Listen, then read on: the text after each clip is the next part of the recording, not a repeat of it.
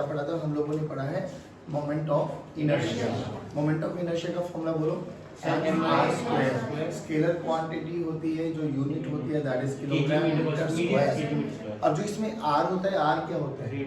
r होता है perpendicular distance from axis of rotation. ये याद रखना है, from the axis of rotation. Simply अगर हम लोग पार्टिकल्स के बारे में बात करेंगे तो एक एक पार्टिकल का इंडिविजुअल निकालो, उसको ऐड करो, that will be your total moment of inertia of the system. अभी हम बात कर रहे थे कॉन्टिन्यूअस मास डिस्ट्रीब्यूशन वाले ऑब्जेक्ट के बारे में। जैसे हम लोगों ने कल एक एग्जांपल किया था रोड के बारे में। रोड के किसी भी एक एंड के अक्रॉस मोमेंट ऑफ इनर्शिया बोलो, ml²/3। सभी बच्चे रिपीट करेंगे। फिर सेंटर पे बोलो ml²/12। लेकिन याद रखना कि जब भी आप मोमेंट ऑफ इनर्शिया को पढ़ रहे हो, उसकी एक्सिस ऑफ रोटेशन आपको साथ के साथ याद भी होनी चाहिए कि इसका ml²/3 है। 3 है तो किस स्केल होंगे? इस स्केल होंगे। ml²/12 इस स्केल होंगे। और जब ऐसे कर रहे थे तो अपन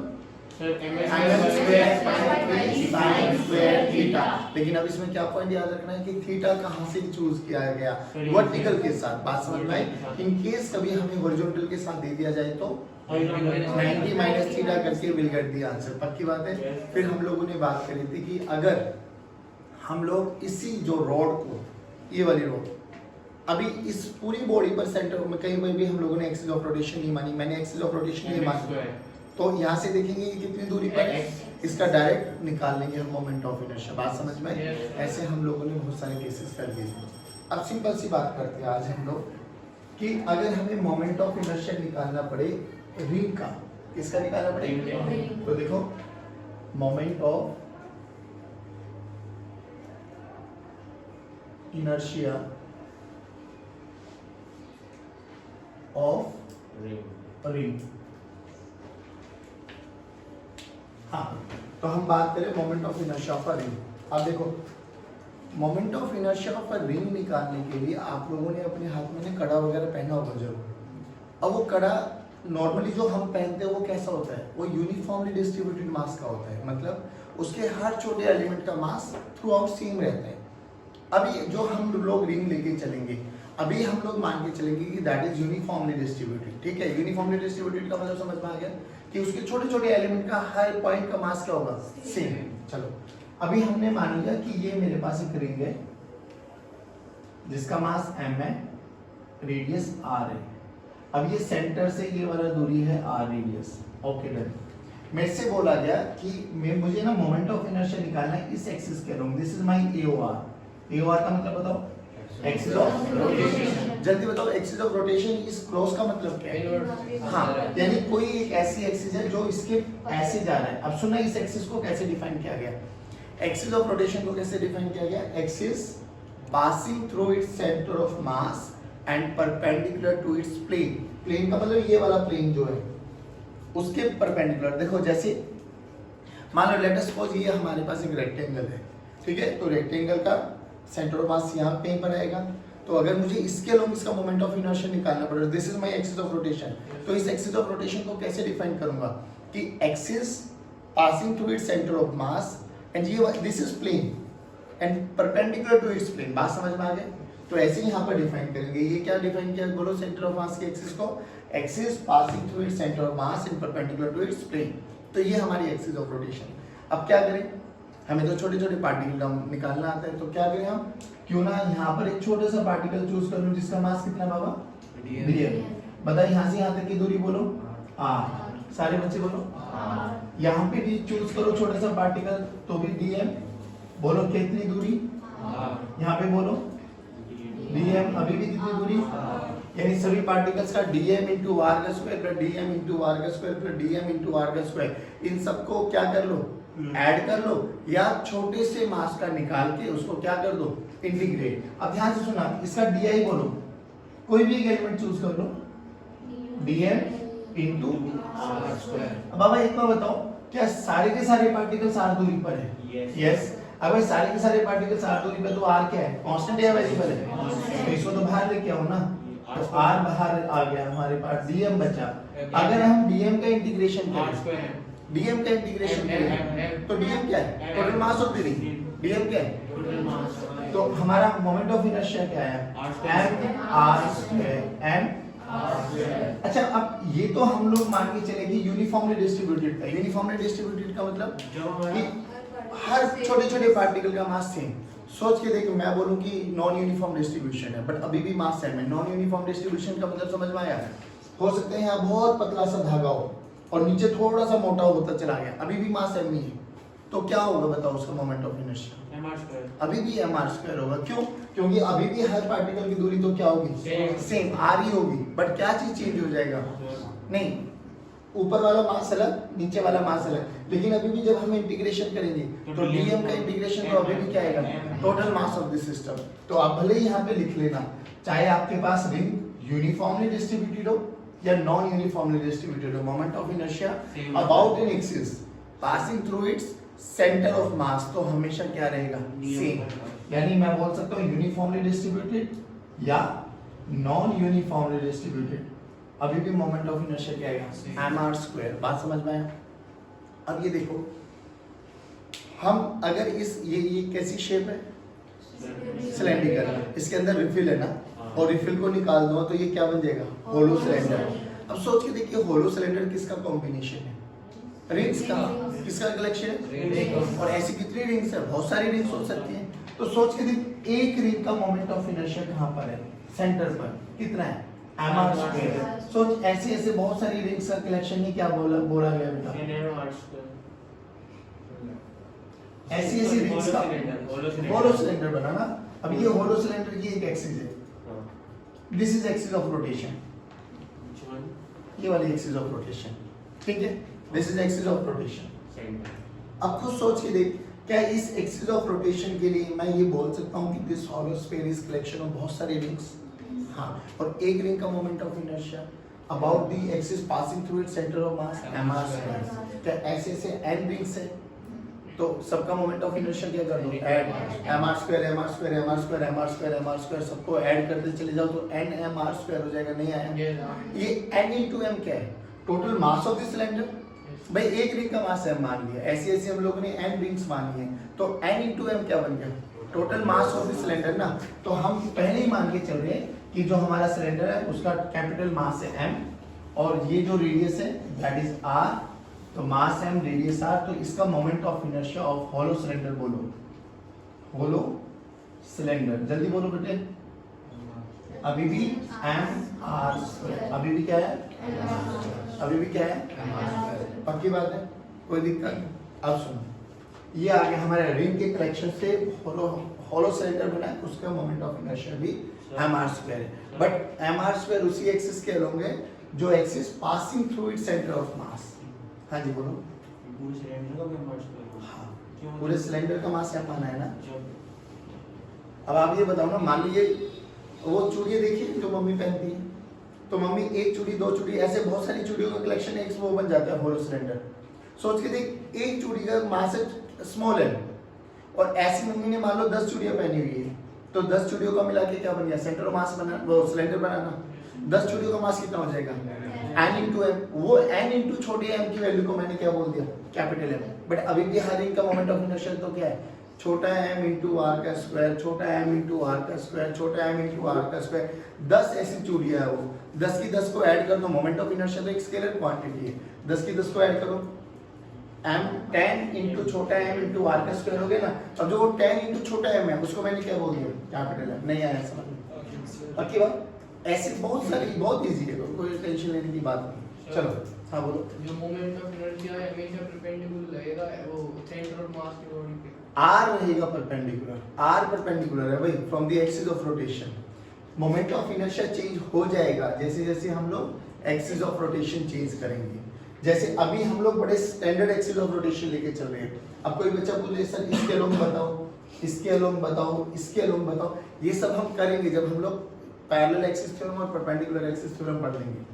बट अभी हम वो बेसिक चीजें देख रहे हैं कि जो स्टैंडर्ड है कि भाई इसका सेंटर ऑफ मास के अलोंग इतने ही आएगा। अब कोई डायमीटर के अलोंग पूछ ले तो उसका मोमेंट ऑफ इनर्शिया चेंज हो जाएगा। बट डायमीटर के अलोंग कैलकुलेट करना वो बहुत इजी बन जाता है जब हम लोग वो दोनों की दोनों थ्योरम्स पढ़ लेंगे। अभी बिल्कुल स्पेसिफिक पढ़ेंगे जो जो हम लोगों को बहुत बेसिक स्टैंडर्ड है कि भाई इसकी ये एक्सिस ऑफ रोटेशन फिक्स है, इसके अलोंग हम निकाल सकते हैं। बस सिंपल। ठीक है, इतना समझ में आया। अब आगे चलो, अब आगे चलते हैं moment of inertia of a disc. अब अभी भी मान के चलते हुए डिस्क है ना, जो उसका मास m है, रेडियस r है। जल्दी बताओ, डिस्क है तो कौन सी डेंसिटी का यूज करेंगे, लैम्डा, सिग्मा या रो? सिग्मा।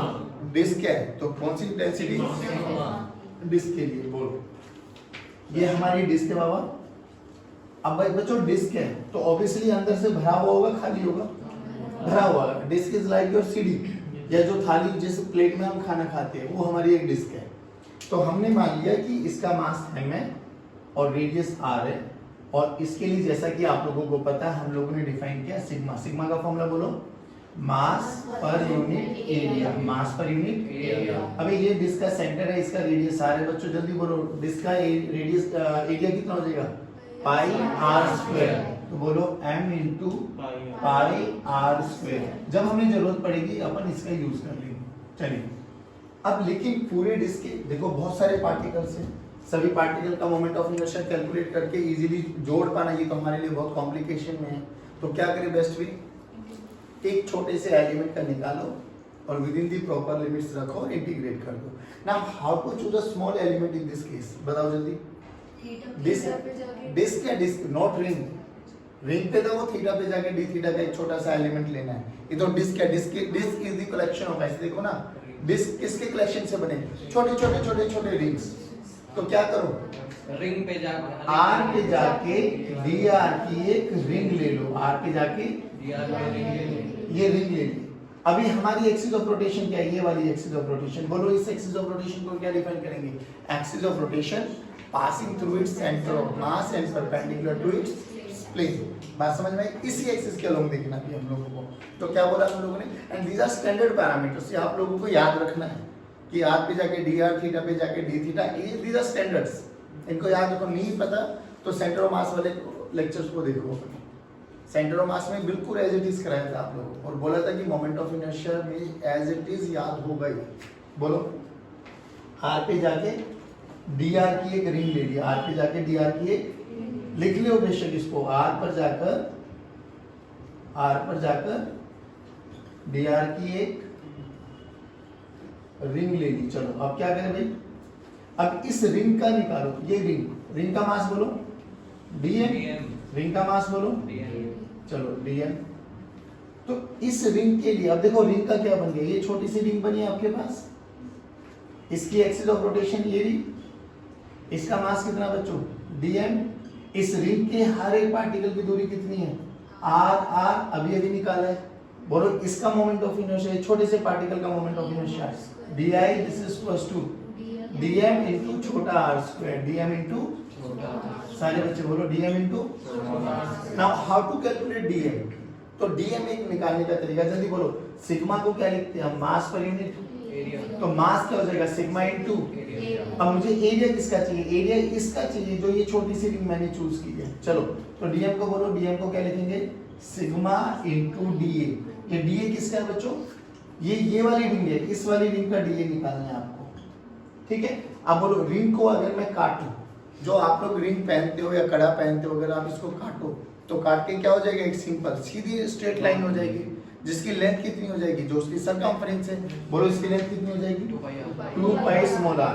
तो dA एरिया का फॉर्मूला बोलो लेंथ इनटू ब्रेड्थ। लेंथ, अरे बोलो भाई तो लेंथ कितनी हो जाएगी इसकी circumference, that is 2 pi r। और इसकी मोटाई कितनी मानी हम लोगों ने dr, कितनी मानी है बच्चों dr। लो भैया ये एरिया आ गया, ये सिग्मा आ गया, तो dm की वैल्यू बोलो sigma into 2 pi r dr।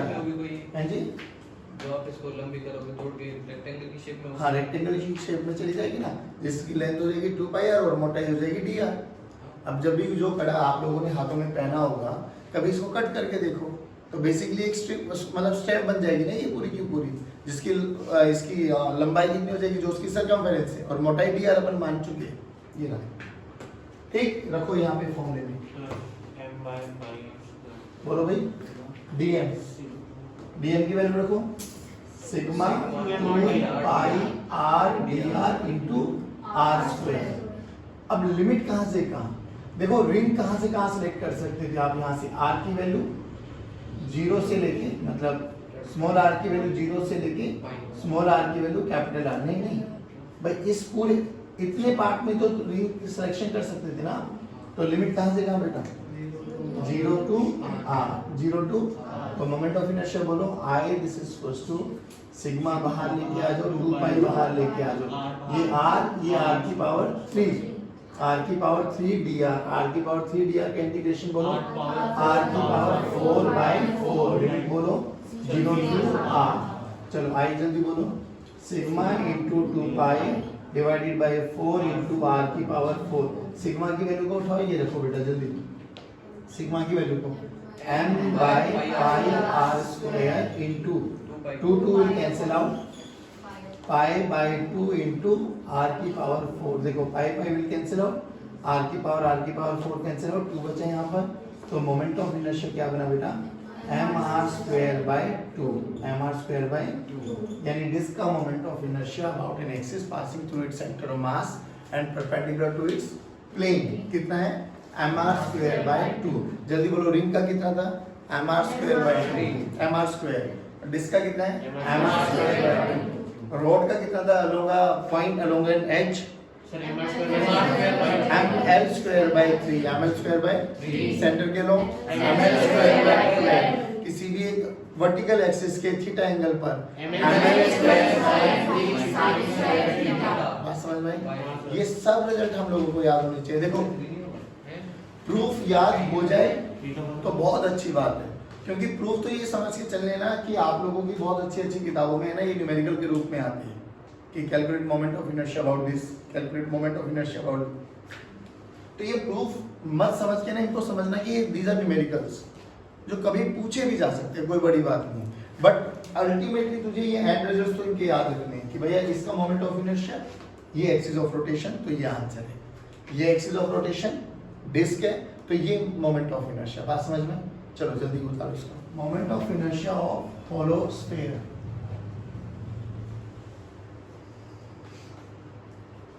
अब देखो ये समझने के लिए बहुत अच्छा है। होलो का मतलब समझिए जस्ट लाइक योर फुटबॉल। अच्छा आप लोगों ने कभी वो देखा है ग्लोब है? ग्लोब में देखा होगा आपने, गोल गोल होता है और वो घूमता रहता है। सेम ऐसे ही हमारे पास ये होलो स्फीयर और सॉलिड स्फीयर आने वाले हैं। तो हमने बात कर ली कि मेरे लिए ये एक क्या बच्चों हाँ होलो है, बट होलो का मतलब अंदर से खाली है। अच्छा होलो है तो बताओ लैम्डा सिग्मा या रो? सर वो रो सिग्मा। होलो है ना तो सरफेस सरफेस होगा, बस सरफेस है तो सिग्मा। चलो अभी भी मास हम मान लेते हैं बेटे, रेडियस r मान लेते हैं। और अगर इसका सिग्मा है तो सिग्मा का फॉर्मूला बोलो मास पर यूनिट एरिया। एरिया बोलो स्फीयर का सर पाई एरिया स्फीयर का तो 2 पाई 4 पाई r स्क्वायर 4 पाई। ये देखने में सर्कल लग रहा होगा बट सर्कल तो पाई r स्क्वायर से अचंभित होने की कोई आवश्यकता। हाँ बस याद क्या करना है आप लोगों को 4 पाई r स्क्वायर देखने के लिए क्या है स्फीयर है। अभी अपन को इसका सेंटर ये रहा बच्चों और ये हमारी एक्सिस ऑफ रोटेशन है।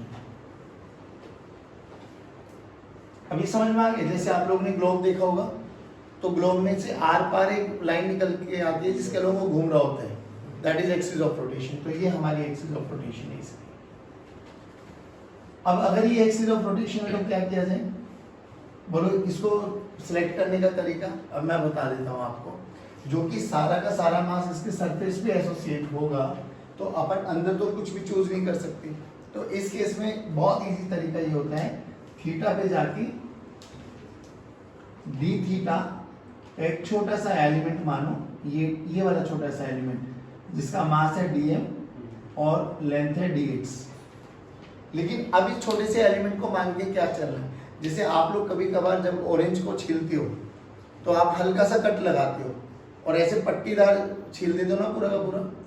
अगर कभी टाइम पास करना है, बहुत सारा टाइम हमारे पास वेस्ट करने के लिए, वैसे तो हम ऐसे ऐसे छील छाल के फेंक देते हैं, बट अगर हमें लग रहा है कि वो आज बहुत फुर्सत से बैठे आराम से छीलेंगे इसको, तो हल्का सा कट लगा ऑरेंज में और उसको ऐसे छीलते हुए निकल के आ जाओ। तो जब वो छीलोगे तो वो कैसी शेप बनेगी? रिंग। कैसी शेप बनेगी? Ring. तो रियलिटी में जब हमने ये छोटा सा मास लिया, छोटी सी लेंथ ली इसकी dx, अगर इस dx को मैं एक यहाँ से पूरा पट्टी ले लूँ, एक पूरी की पूरी पट्टी, तो ये कैसी की शेप में बनने वाली है? रिंग। पहली बात तो ये। अब जब ये रिंग बनेगी तो ये बताओ ये पूरी रिंग बनती है या आधी रिंग बनेगी?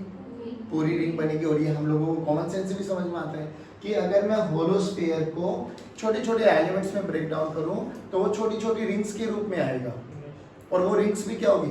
पूरी की पूरी कंप्लीट रिंग्स होगी। चलो, तो पहली बात तो ये हमें समझ में आया कि क्यों ना ये एक रिंग ले ली जाए। अब बताओ ये रिंग जो है कंप्लीट है या आधी है? कंप्लीट। यही ध्यान रखना, दिस इज द रिंग। अब इस रिंग का रेडियस बोलो। ये रेडियस ऑफ द रिंग है स्मॉल आर। बताओ ये स्मॉल आर और ये कैपिटल आर बराबर है या अलग अलग है? पक्की बात है ना? Yes. तो क्या मैं निकाल सकता हूँ इधर रिलेशन बिटवीन छोटा आर एंड बड़ा आर? यस। बताओ जल्दी। इस ये वाला रेडियस बोलो कितना है? Capital R. ये कौन है? थीटा। तो आर का ये कंपोनेंट कितना हो जाएगा? R cos theta. क्या यही मेरा छोटे आर के बराबर है? अरे बोल भाई। पक्की बात। अब ध्यान से देख, रिंग के लिए ये क्या बन गया? ये रिंग बन गई एक, और रिंग के सेंटर ऑफ मास से ये वाली एक्सिस पास होके जा रही है। अगर रिंग के सेंटर ऑफ मास से एक्सिस पास होके जा रही है तो रिंग के कारण मोमेंट ऑफ इनर्शिया mr²। लेकिन हमने जो ये रिंग मानी है इसका मास कितना है बाबा? dm, और रेडियस कितना है? r। तो छोटा सा मोमेंट ऑफ इनर्शिया कितना बनेगा? dm into r का square. Now what is the relation between r and capital R? r cos theta. रखो यहाँ पे dm, this is equals to r square cos square theta। Now how to calculate dm? dm का formula बोलो। dm का formula sigma into da, sigma into da। अब da किसका निकालना है? जल्दी बोलो। सर उसका इस रिंग का। अब दोबारा से वही बात करते हैं, रिंग की लेंथ कितनी है? रिंग को अगर मैं काटूंगा तो इसका सरकमफेरेंस कितना आएगा? 2 पाई स्मॉल आर। और रिंग की मोटाई कितनी मानी है हम लोगों ने? dx। कितनी मानी है? तो रिंग का छोटा सा एरिया बोलो भाई, जल्दी सभी बच्चे। 2 pi small R into dx। Small R की वैल्यू बोलो बेटा, कैपिटल आर की टर्म्स में 2 pi r cos theta into dx। अब ध्यान से देखना बच्चों, हमें dx को क्या लिखूं? Please pay attention. ये मेरा वो छोटा सा ट्रायंगल है जो हम लोगों ने चूज किया, ये वाला। This is r, this is theta and this is dx। तो यहाँ पे लगा सकता हूं मैं formula arc by radius, this is equals to theta. जल्दी बोलो, थीटा का फॉर्मूला क्या होता है बेटा? R by radius. आर की वैल्यू बोलो। dx। नहीं बाबा, इसके लिए लिखो ना, dx डिवाइडेड बाय r। किसके बराबर बना? d theta. तो dx की वैल्यू बोलो r d थीटा। ऐसा कुछ पढ़ा दिखाई दे रहा है? ये कब पढ़ा था हम लोगों ने? सेंटर ऑफ मास। किसमें पढ़ा था? सेंटर ऑफ मास में। आ जाओ, अब यहाँ पे आओ, ये वाला फॉर्मूला जल्दी देखो। di dm sigma da। अब da देखो, ये रहा 2 पाई r cos थीटा। सुना एकदम, 2 pi r cos theta. Done. dx की वैल्यू उठाओ, r d theta, r d theta. चलो, ये dm हो गया into r square. r square की वैल्यू उठाओ, कहाँ गया? r हो रहा r square cos square theta. नहीं आया। देखो यहाँ से ध्यान से, di सिग्मा 2 पाई r सब बाहर लेके आ जाओ। सिग्मा 2 पाई r की power 4 cos theta into cos theta, integration of cos theta into cos square theta into d theta. Limit बोलो थीटा की कहाँ से कहाँ? 0 से π/2। ठीक बोल रहे हो आप लोग, लेकिन ध्यान से देखो, 0 से π/2 में ये पोर्शन कवर हो गया, जो कि रिंग आधे पोर्शन को कवर करेगी, तो हाफ कवर हो गया, हाफ तो बच गया। तो हमें क्या करना है? -π/2 से लेके π/2। या तो ये तरीका लगाओ जैसे कल रॉड में बात करी थी, -L/2 से L/2, या 0 से L/2 करो और डबल कर दो। इसमें भी ऐसे कर सकते हो आप लोग। तो यहाँ से 0 से π/2 लगाओ और उसको 2 से मल्टीप्लाई कर देना। अगर आपको और एक्यूरेट करना है, मतलब नहीं हमें डबल नहीं करना, तो -π/2 से π/2। Choice is yours. जल्दी बोलो क्या करना है? 0 से π/2 कर ले, तो -π/2 से π/2 आप घर बैठ के कर लेना। You will find the answer same आता है। तो अपन ने थीटा की वैल्यू बोलो 0 से पाई बाई 2। अच्छा ये कर रहे तो यहाँ साथ के साथ 2 से मल्टीप्लाई भी करना, बाद में भूल जाएंगे नहीं तो। ठीक है, डन है यहाँ तक, कोई दिक्कत? अब ये बताओ, इसको सोल्व करना थोड़ा सा ट्रिकी होता है। अब ये प्योर इंटीग्रेशन आ गया है, तो जब भी ऐसा इंटीग्रेशन आ जाए तो उसकी पावर 3 डी थीटा, तो उसको ना ऐसे ही ब्रेक डाउन कर लो। तो क्या करो, देखो cos स्क्वायर थीटा को मैं क्या लिख सकता हूँ? cos स्क्वायर थीटा को मैं लिख सकता हूँ 1 माइनस साइन स्क्वायर थीटा। लिखो यहाँ पर। अभी ये टर्म एज इट इज चलने वाली है, तो इस पूरी की पूरी टर्म को मैं नाम दे देता हूँ x। ठीक है, तो x को साथ साथ चलाएंगे अभी। Integration of cos theta 1 minus sine square theta D theta. अब ये चीज समझना भाई, क्योंकि बहुत सारे न्यूमेरिकल्स में ये हेल्पफुल होने वाली है आपके लिए। इसको बोलते हैं इंटीग्रेशन बाय सब्स्टिट्यूशन मेथड, कि हमें अब सब्स्टिट्यूशन करना है। कैसे करना है वो देखो। तो क्या किया गया यहाँ पर, 0 से पाई बाई 2 क्या बोला गया कि sine put sine theta equals to T, sine theta को टी पुट कर दो। लेकिन अब उससे क्या होगा, देखो ये cos थीटा का cos थीटा रहेगा, ये बन जाएगा 1 minus T square into D theta. But अभी फायदा क्या हुआ, यहाँ तो एक टर्म और एक्स्ट्रा एड कर दी मैंने टी की, अभी भी थीटा के रेस्पेक्ट में है। तो जिसको आप पुट कर रहे होते हैं ना, इसको डिफरेंशिएट भी करो। देखो अब क्या बन गया, T as a function of sine theta. तो बोलो डिफरेंशिएट करेंगे D T by D theta, D T by sine theta का इंटीग्रेशन cos थीटा। तो डी टी की वैल्यू बोलो cos थीटा डी थीटा। नहीं आया बच्चों, अब ध्यान से देख, तुझे कुछ कुछ फील आता हुआ दिखाई दे रहा होगा भाई। साइन थीटा को तो टी पुट करेंगे, तो ये तो क्या हो गया टी स्क्वायर, और cos theta into D theta क्या हो गया डी टी, यानी टी की टर्म्स के साथ डी टी आ गया। तो हमारा काम कुछ आसान होता हुआ दिखाई दिया। चलो अब बोलो क्या करें, x को एज इट इज चलाओ, integration of cos theta D theta को बोलो D T 1 minus T square. आसान सा लग रहा है ये इंटीग्रेशन, लेकिन अभी भी एक दिक्कत समझ में आनी चाहिए। देखो यहाँ पर जो थीटा की लिमिट्स है, यहाँ तो थीटा की लिमिट्स थी ना 0 से पाई बाई 2, तो अब हमें लिमिट्स भी किसकी कन्वर्ट करनी है, टाइम। तो यहाँ पे t की वैल्यू को बोलो, t की वैल्यू साइन थीटा है। अब थीटा की वैल्यू 0 पुट करो, तो साइन 0, यानी व्हेन थीटा 0 है तो t भी 0। परफेक्ट। अब मतलब साइन थीटा की वैल्यू पाई बाई 2 रखो, 1, तो t की वैल्यू 1 लो। तो इंटीग्रेशन कहाँ से कहाँ, 0 से 1। और ये समझ लेना बच्चों कि जब आप लोग ये सब चीजें आओगे ना ग्रेविटेशन में और इलेक्ट्रोस्टैट्स में, सेम रिपीटेशन दिखाई देने वाला, सेम स्टेप्स होंगे कि सब्स्टिट्यूशन करना होगा, सब्स्टिट्यूशन में किसी को t मानना होगा, फिर उसको डिफरेंशिएट करना होगा, फिर उसके लिमिट्स भी चेंज करनी होगी। ये 3 स्टैंडर्ड रिजल्ट है। किसी को भी मानेंगे पहले सब्स्टिट्यूशन, फिर उसको डिफरेंशिएट करेंगे, फिर उसकी लिमिट्स भी चेंज करेंगे। अब ये दोनों तीनों स्टेप्स ना आपके दिमाग में होना चाहिए कि सर पहले मान लिया, फिर उसको डिफरेंशिएट किया, फिर उसके लिमिट्स भी उसके अकॉर्डिंग चेंज करनी पड़ेगी। जैसे ही सेम ऐसे ही हम लोगों ने बात की थी उसमें वर्क पावर एनर्जी में। वर्क पावर एनर्जी में याद करो जब हम लोग कंजर्वेटिव फोर्सेस को पढ़ते थे, तो कंजर्वेटिव फोर्सेस 3 टाइप के बताए थे, एक कांस्टेंट फोर्स, एक आई के साथ एक्स वाला फैक्टर, एक परफेक्ट डिफरेंशियल फॉर्मेट कि उसको पार्शियली इंटीग्रेट करके देख लो एक्स के रिस्पेक्ट में, पार्शियली इंटीग्रेट करके देख लो वाई के रिस्पेक्ट में। अगर दोनों टर्म्स बराबर आ रही है तो वो भी कंजर्वेटिव फोर्स है। Same, these are same steps. मैं तो ये कह रहा हूँ एक बार सीख लो, दिमाग में बैठा के रखो, यू विल फाइंड कि हर केस में तुम्हें ये लगेगा कि सेम ही तो मेथड है, रिपीटेशन ही तो है। बस अलग अलग चीज़ों में अलग अलग सब्स्टिट्यूशन मानना पड़ेगा, वो कोई बड़ी बात नहीं हमारे लिए। आ जाओ अब इसको सोल्व कर सकते हैं, जल्दी बोलो। x dt का इंटीग्रेशन t, मतलब ऐसे कर देता हूँ पहले, dt minus T square dt। चलो बच्चों लिमिट 0 से 1, लिमिट 0 से 1। चलो बच्चों x dt का इंटीग्रेशन t की लिमिट 1 माइनस 0 1 माइनस t का स्क्वायर t की पावर 3/3, t की पावर 3/3, तो 1 माइनस 1/3 सही है। आप देखो 1 माइनस 1/3 2/3, और 2/3 में x की वैल्यू को उठा के अब ये रख दो। देखो 2 इंटू सिग्मा, सिग्मा की वैल्यू उठाओ बच्चों वहां से, m बाय 4 पाई r स्क्वायर, सिग्मा हो गया 2 पाई r की पावर 4, 2 पाई r की पावर 4 इंटू 2/3। अब देखो जो कुछ कैंसिल आउट हो रहा है कर दो। 2 2 4 पाई r स्क्वायर तो आंसर कितना बना बच्चों?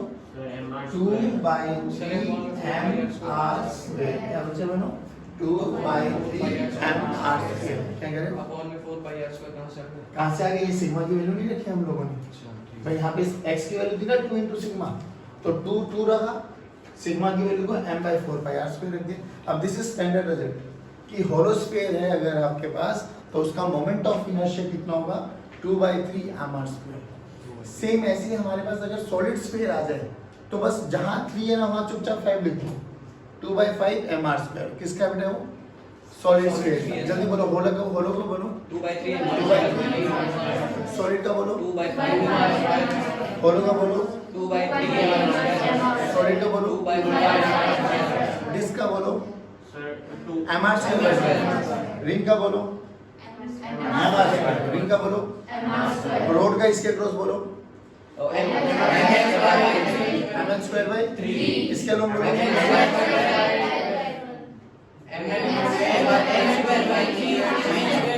होलो स्फीयर का बोलो। Sir, say 2/3 mr square. 2/3 mr square. Solid का बोलो। 2/5 mr square. बट हमें समझ में आ गया। पक्का पक्का। उतारो उसको।